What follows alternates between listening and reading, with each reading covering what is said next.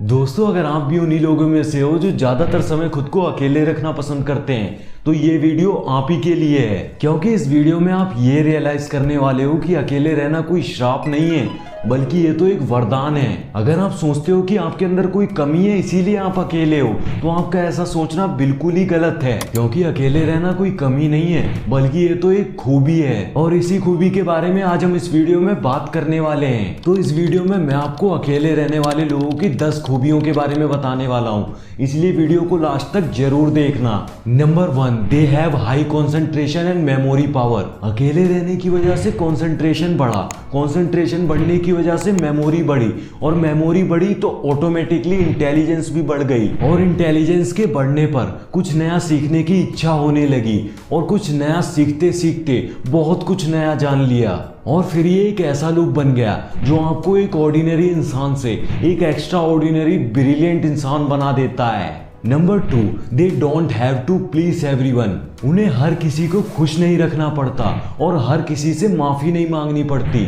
जब आप अकेले होते हो तो आप किसी पर भी डिपेंडेंट नहीं होते हो, आपको किसी को भी खुश रखने की जरूरत नहीं होती है। You are not bound to other happiness. आप अपनी ही खुशी से अकेले रह रहे हो, आपको घुटनों पर आकर किसी से माफी मांगने की जरूरत नहीं है।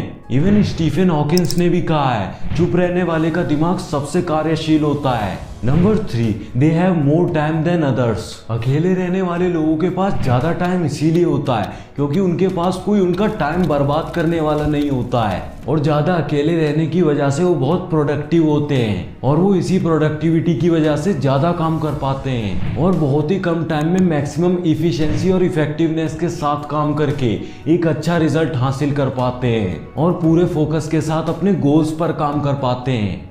Number 4, they have ultra level of balanced emotions. ये लोग इमोशनली बहुत बैलेंस्ड होते हैं और इसी वजह से इनकी मेंटल स्ट्रेंथ भी बहुत स्ट्रांग होती है because they are not affected by someone else. उन्हें अपने बारे में पता होता है कि मुझे क्या अच्छा लगता है और क्या बुरा लगता है और उनके पास उनकी फीलिंग्स को हर्ट करने वाला कोई भी नहीं होता। दे आर एलोन टाइगर्स और वो ज्यादातर समय अकेले रहने की वजह से ही अपनी स्ट्रेंथ और वीकनेस को बहुत गहराई से पहचान पाते हैं जिससे कि उनकी मेंटल स्ट्रेंथ बहुत हाई हो जाती है। Number 5, they have better self understanding. अकेले रहने वाले लोगों के पास बेटर सेल्फ अंडरस्टैंडिंग होती है और बेटर सेल्फ अंडरस्टैंडिंग से ही उनका सेल्फ कंट्रोल बहुत ज्यादा हो जाता है। अपने साथ ज्यादा समय बिताने की वजह से उन्हें पता चल ही जाता है कि मुझ में क्या कमी है और मुझे क्या इम्प्रूव करने की जरूरत है। जैसे अगर मुझे ज्यादा गुस्सा आता है तो अकेले रहने पर ही मैं अपने गुस्से पर कंट्रोल कर सकता हूँ क्योंकि लोगों के बीच में रहकर कभी मैं अपनी गलतियों को ढूंढ ही नहीं सकता हूँ और जब मैं अपने गुस्से पर कंट्रोल कर लूंगा तो मुझे ये रियलाइज होगा कि आई हैव सेल्फ बिलीव, मुझे अपने आप पर भरोसा है। Number 6, they have far far better planning than others. इनकी प्लानिंग बहुत अच्छी होती है। अगेन सेल्फ अंडरस्टैंडिंग, इनको अपनी कैपेबिलिटीज का पता होता है। ये हर काम को पूरी प्लानिंग के साथ करते हैं, कभी भी हवा में ही बातें नहीं करते हैं और ये ऐसे ही प्लान नहीं करते। इनकी प्लानिंग बड़ी कमाल की होती है क्योंकि प्लानिंग करने के लिए इनके पास टाइम ही टाइम होता है, अपने लिए टाइम होता है इनके पास में। इसीलिए अपने आप को ये बहुत अच्छी तरह से जानते हैं और प्लानिंग से ही डिसाइड हो जाता है कि आप ये काम कर सकते हो या फिर नहीं। क्योंकि अगर आपकी प्लानिंग में मिस्टेक है तो आप कितने ही अच्छे एक्शंस क्यों ना ले लो, आप कभी भी अपने फाइनल गोल को अचीव नहीं कर सकते।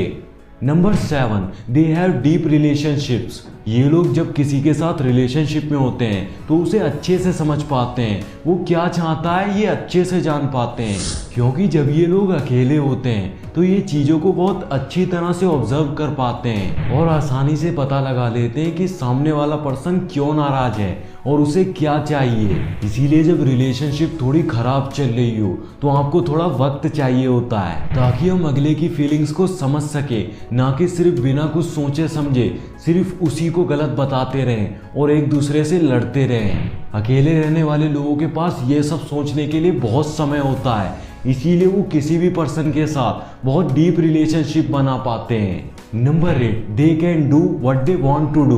अकेले रहने वाले लोग वो कर पाते हैं जो वो करना चाहते हैं, जिससे वो प्यार करते हैं, क्योंकि उनके पास ऐसे लोग नहीं होते जो उन्हें और किसी काम के बारे में बता सकें या फिर उन्हें उनके काम के लिए क्रिटिसाइज कर सकें। इसीलिए ये अपने काम को, अपने गोल्स को बहुत साइलेंटली पूरा करते हैं और लाइफ में बहुत आगे बढ़ पाते हैं। Number 9, they are more confident and independent. Confident और इंडिपेंडेंट होने की वजह से ये अपने लिए काम कर पाते हैं, पैसा कमा पाते हैं। और जब ये अकेले खुद करते हैं अपने लिए, तो इनका सेल्फ कॉन्फिडेंस बहुत हाई लेवल पर चला जाता है, because they believe in themselves. वो अपने आप पर भरोसा करते हैं। Number 10, they don't have to go through any judgement और वैलिडेशन। अब ये जजमेंट और वैलिडेशन क्या है, इसे मैं आपको एक एग्जांपल से समझाता हूँ। जैसे अगर आपको कोई काम करना है तो सामने वाला आपको जज करेगा, वो कहेगा कि रहने दे यार, तुझसे ये काम नहीं होगा, ये छोड़, तू कोई और काम कर ले। ये एक तरह से जजमेंट हो गया,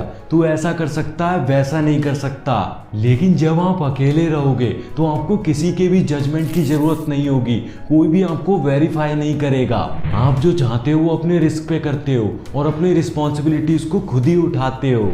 और हाँ, ये भी एक बोनस पॉइंट है, अकेले रहने वाले लोग अपनी रिस्पॉन्सिबिलिटीज खुद ही उठाते हैं। वो किसी काम के लिए किसी पर भी डिपेंडेंट नहीं होते और जितना ज़्यादा हो सके अपना काम खुद ही करने की कोशिश करते हैं। सो अगर आपको ये वीडियो पसंद आया हो तो इस वीडियो को लाइक और शेयर जरूर करो और हमारे चैनल को सब्सक्राइब करके हमें ग्रो करने में मदद करो। सो गाइस, आज की वीडियो के लिए बस इतना ही।